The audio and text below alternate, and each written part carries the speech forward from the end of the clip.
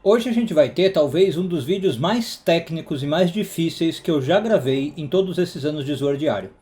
Mas, ao mesmo tempo, um dos vídeos que vai falar do mais profundo dos mundos e das mais elevadas alturas espirituais. Eu sou Yair Alon e esse é o Zoar Diário.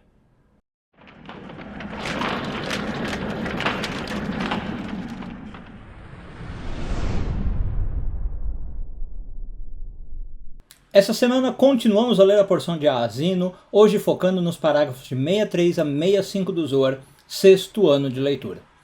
Bom, como eu falei antes da vinheta, pessoal, a gente vai entrar aqui num vídeo um pouco técnico, um pouco difícil, mas eu vou fazer de tudo para ele ser bem didático e para pelo menos você conseguir extrair alguma coisa.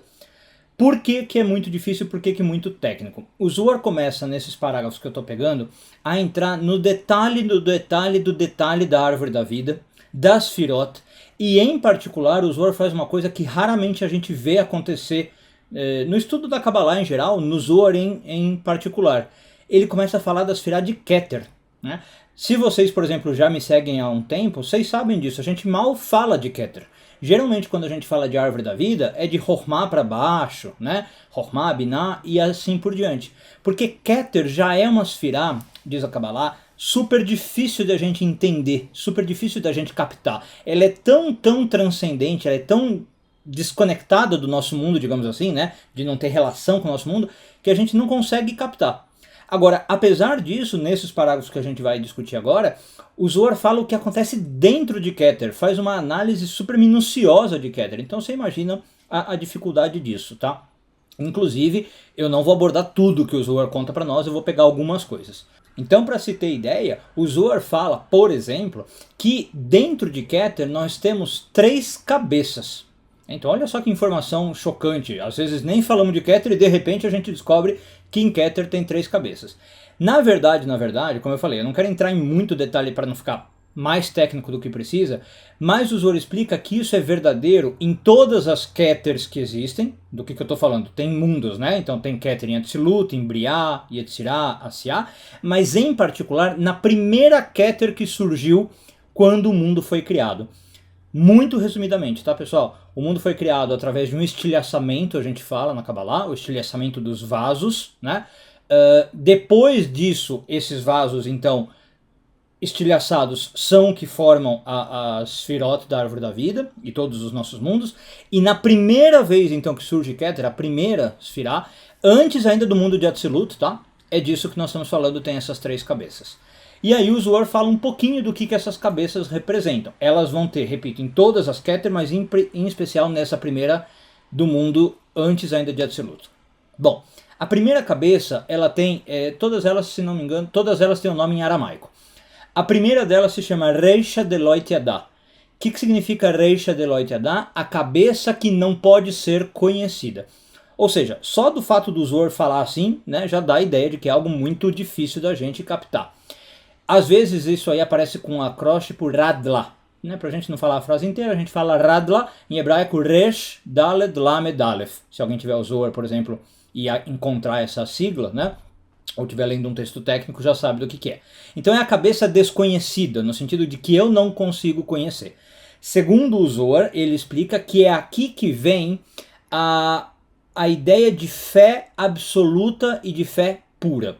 Eu não vou entrar em detalhes do que é essa fé, tá? A gente tem um entendimento especial do que é fé na Kabbalah. Não é provavelmente o que você conhece por fé no mundo religioso. Talvez tenha até um vídeo meu do Zohar Diário falando sobre isso, não tenho certeza agora. Mas essa fé, quando eu consigo atingir essa fé absoluta e essa fé pura, eu estou chegando nessa Reisha Deloit Yadá, essa cabeça que não é conhecida. A segunda cabeça, segundo o Zohar, é a Reisha de Ain, a cabeça do nada, literalmente.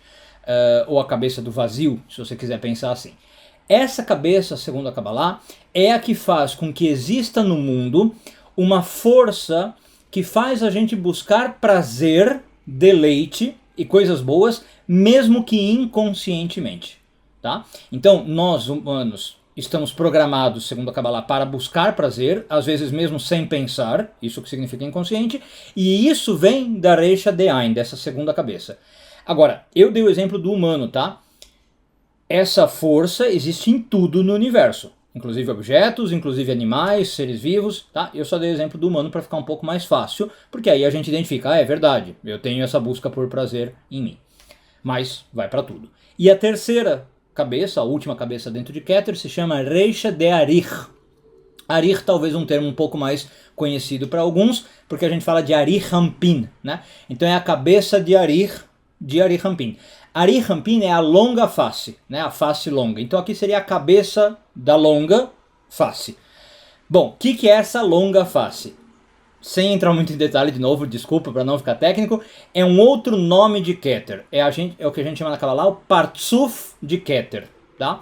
É quando eu estou falando de Keter se relacionando com as outras Sefirot, eu não chamo ela de Keter, eu chamo ela de Arihampin. Então, quando agora o Zohar fala que tem a cabeça de Arich, quer dizer, esta primeira Keter já começando a emanar algo para as próximas Sefirot. Chokhmah, Binah, Tzeirampin e Malchut. As duas primeiras cabeças não têm essa relação com as outras Sefirot, tá? A Reisha de Arich tem. E aí, então, é a primeira cabeça, segundo o Zohar, que tem uma força externa, né? Mandando algo para fora. Das três cabeças, duas são internas e ocultas, essa já começa a mandar uma energia para fora. E segundo o Zohar, ela pode ser vista no mundo através da vontade.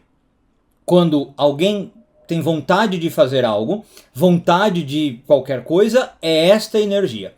A gente poderia entrar, não vou fazer isso nesse vídeo, uma diferenciação entre o que é desejo por prazer, como eu falei na segunda cabeça, e o que é vontade. Para Kabbalah são coisas diferentes, tá? O desejo é mais forte do que a vontade, mas enfim, só saiba por hora que são duas coisas diferentes. A vontade é regida por essa terceira cabeça. De novo, como eu falei na segunda cabeça, não é só no ser humano. Eu dei o exemplo no ser humano para ficar mais fácil, mas tudo no mundo tem vontade. Animais, seres vivos, objetos, e essa vontade, repito, vem dessa terceira cabeça chamada Reisha de Arich. Então é uma força que se expande para fora e faz se relacionar com as outras Sefirot. Bom, é isso, pessoal. Desculpa se o vídeo ficou, como eu falei, técnico, difícil, complexo, abstrato ou coisas desse tipo, mas não tem jeito. O Zohar está falando de coisas realmente abstratas. Espero que eu tenha conseguido ser minimamente didático e você tenha conseguido pegar pelo menos alguma coisinha aí. E talvez conhecer mais uma, duas ou três forças que existem no nosso universo, que existem no nosso cosmos, e forças extremamente primordiais. Lembrem-se que eu estou falando das primeiras forças que surgiram depois do estilhaçamento dos vasos. Então, na primeira Keter que existiu, antes ainda dos quatro mundos Atzilut, Briah, Yetzirah e Asiah. Um bom dia a todos e tudo de bom.